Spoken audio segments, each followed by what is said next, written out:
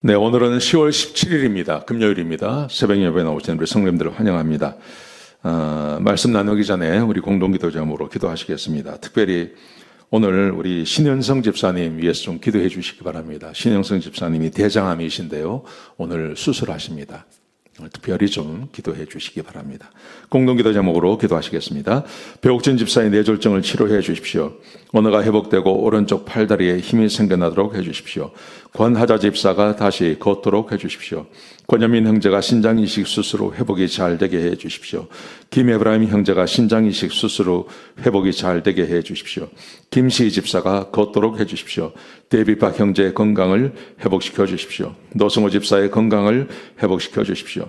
함성아 집사의 췌장암을 치료해 주십시오. 신영성 집사의 대장암을 치료해 주십시오. 나의 모든 가족이 예수님 믿고 구원받게 해 주십시오. 가을 말씀 사경에 은혜를 주십시오. 추수감사절 가족 초청 예배에 모든 가족이 참석하게 해 주십시오. 예수님의 이름으로 기도합니다.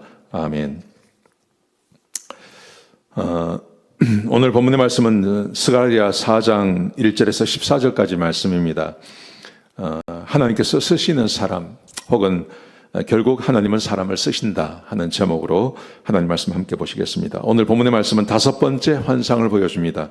다섯 번째 환상은 성전의 완성, 성전을 완성해가는 그런 과정을 보여주십니다. 하나님의 환상이라는 것이 다 순서적으로 이루어지는 것이죠. 그래서 하나님께서 이스라엘 백성들에게 떠나라 할 것을, 바벨론을 떠날 것을 명령하시고, 그리고 떠난 백성들의 죄를 사했다고 말씀하시고, 내 법을 지키라고 말씀하시고, 그리고 오늘 본문에 오셔서 하나님께서 성전을 완성하는, 성전을 완성해가는 그 말씀을 우리에게 주고 계십니다. 자, 다섯 번째 환상, 첫 번째는 이것입니다. 성전 완공에 대한 약속을 주십니다. 1절에서 7절까지요. 천사가 와서 나를 깨우셨습니다. 그래서 잠에서 깼더니 네 눈에 무엇이 보이느냐? 그렇게 말을 합니다. 그래서 보니까 순금 등잔대가 보였습니다. 순금의 등잔대. 그리고 그 위에 그릇이 있는 것이 보였고요. 그 위에 7개의 등잔이 있는 것이 보였습니다. 그리고 7개의 관이 있고 등잔대 옆에 2 감람나무가 좌우에 서 있는 것이 보였습니다. 이게 보인다고 이야기했죠. 그랬더니 이게 무엇인지 아느냐? 그게 뭡니까? 하고 다시 물어봤습니다. 그랬더니 이게 바로 성전이라고 이야기합니다. 성전. 그러면서 성전을 짓는 것은 힘으로도 되지 않고 7절에 보시면요. 힘으로도 되지 않고 능력으로 되지 않고 오직 하나님의 영으로만 가능하다. 그렇게 말씀하십니다. 여러분, 성전을 지어나가는 것, 이 성전을 지어나가는 것은 요즘 우리 지금 이것을 환상으로 보여줬는데 이 영적인 의미는 이겁니다. 한 사람이 구원받는 것입니다. 구약시절에 성전이 있었다면 지금은 성전은 눈에 보이지 않죠. 그렇지만 하나님께서 거하시는 우리 한 사람 한 사람이 성전이라고 말씀하지 않으셨습니까? 그런데 사람이 구원받는 것, 이것은 힘으로도 되지 않고 능으로도 되지 않고 오직 성령으로만 가능하죠. 구원은 하나님의 성령, 하나님의 능으로, 하나님의 은혜로만 가능한 것입니다. 그 말씀을 지금 우리에게 보여주고 계신 것입니다. 자, 그러면서요. 8절에서 10절까지 말씀해 보시면 성전이 완공되어지는 것을 보여주십니다. 자, 9절에 보시면요. 이렇게 되어 있습니다. 스룹바벨의 손이 성전의 기초를 놓았으므로 그의 손이 그 일을 마치게 될 것이다. 스룹바벨이 돌아와서 성전을 짓지 않습니까? 그러면서 보세요. 성전이 초라하다고 멸시하는 자가 누구냐? 성전이 지어졌을 때 우리가 잘 아는 것처럼 성전이 처음 지어졌을 때 사람들이 울었어요. 누가 울었냐면 이전에 솔로몬 성전의 영광을 아는 사람들이 성전이 너무 초라한 겁니다. 그래서 울었어요. 사람들이요. 그래서 하나님께서 미리 말씀하시는 것입니다. 성전 건축이 초라하다고 멸시하는 자가 누구냐? 성전의 화려함, 성전이 화려하기 때문에 하나님께서 거하시는 거 아닙니다. 성전의 역할은 그 성전을 찾아오는 사람들이 얼마나 하나님의 말씀에 순종하고 하나님을 사모하고 하나님께서 명하시는 대로 사느냐가 중요하지, 성전의 껍데기, 그 화려함에 성전의 능력이 있지 않다고 하나님께서 말씀하시는 거예요. 자, 보십시오. 많은 사람들이 생각할 때 많이 배우고 많은 것을 가지고 이런 사람들이 구원받으면 굉장한 것 같고, 또 그렇지 않은 사람들이 구원받으면 별것 아닌 것처럼 생각할 수 있습니다. 제가 지난 토요일 날 로마 교회의 구성원에 대해서 이야기했는데요. 거기 보시면 유대인도 있고 이방인도 있고, 그리고 로마의 귀족도 나오고 로마의 평민도 나오고 로마의 노예도 나오고 남자도 나오고 여자도 나오고 굉장히 다양한 사람들이 그 교회 가운데 포함되어져 있다고 말씀을 드렸습니다. 여러분, 그런데 상당수가 평민이거나 아니면 노예입니다. 귀족은 그렇게 많지 않습니다. 원래 귀족은 몇 명 없습니다. 성경에 보시면 잘나고 많은 것을 가진 사람들이 하나님을 믿기가 얼마나 어렵다고 예수님께서도 직접 말씀하셨죠. 그래서 부자가 구원받는 것은 낙타가 바늘귀로 들어가는 것처럼 어렵다, 그렇게 말씀하세요. 여러분, 성전의 대단함, 한 사람이 하나님을 믿는데 그 사람의 그 겉모습이 아니라 속을 보시면 다 똑같다는 거예요. 하나님은 그것을 귀하게 보지 않으신다는 거죠. 영혼은 다 똑같다는 거예요. 하나님 앞에서 다 똑같은 영혼들이라고 말씀하시는 것입니다. 우리 시대가 갖는 그 아픔 중에 하나가 그겁니다.